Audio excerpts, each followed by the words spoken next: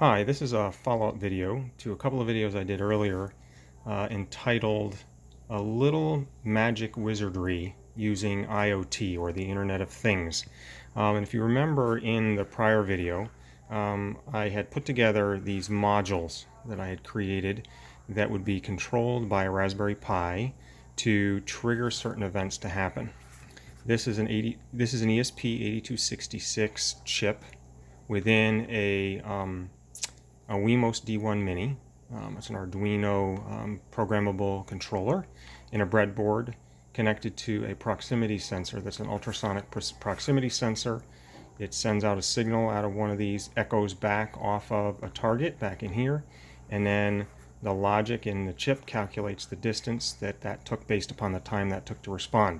But I'm showing this in this video because if you remember, if you go back and see the other videos, all of the other modules that I've created look similar.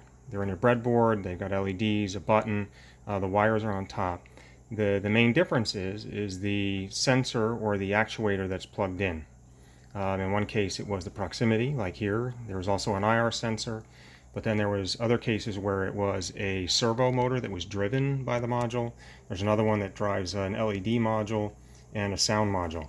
But they all looked essentially the same. And before installing these, I wanted to pretty them up, take care of the wires, but also make it a little bit more reliable so that things might not get pulled out, because these are just stuck in these little tiny holes. So if we take this and let me turn this around this way, that's the way everything used to look. And here is the new model, the new and improved model. All right. So if I move this over here, you'll see that now it's on a perf board. All the components are soldered into the board. The Wemos D1 Mini ESP8266 is mounted in so that it can be removed easily if it needs to be reprogrammed or replaced. I can reprogram it over the air, but this way I can replace it if I need to. Instead of all the ugly wires, that's all now copper traces on the bottom of the board connecting everything that needs to be connected. And instead of having the actuator or the sensor plugged directly into the board, I put in a jack that will allow us to create any length of wire out to the actuator or to the sensor, in this case the ultrasonic sensor. Otherwise it does exactly the same thing as this one.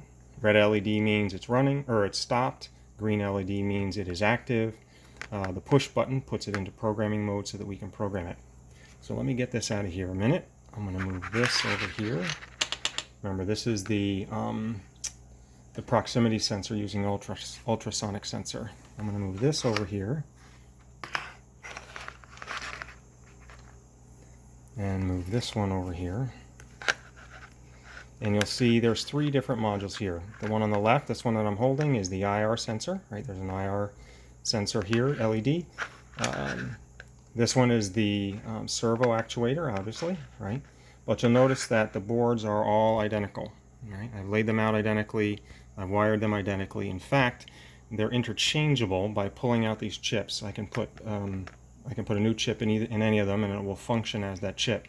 And then the only other difference is the jacks. Some of these are 3-wire jacks, as is the case with the servo and IR. In this case, it's a 4-wire jack.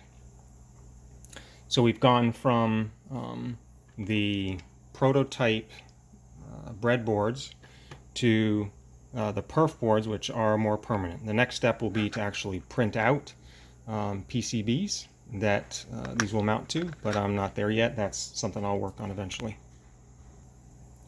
So that's just a quick update showing you what I've been doing with these wireless modules that will all be controlled by that Raspberry Pi. That is the one running Node-RED that will send all the messages out to these modules, and vice versa to trigger as I demonstrated in the earlier videos. Thanks.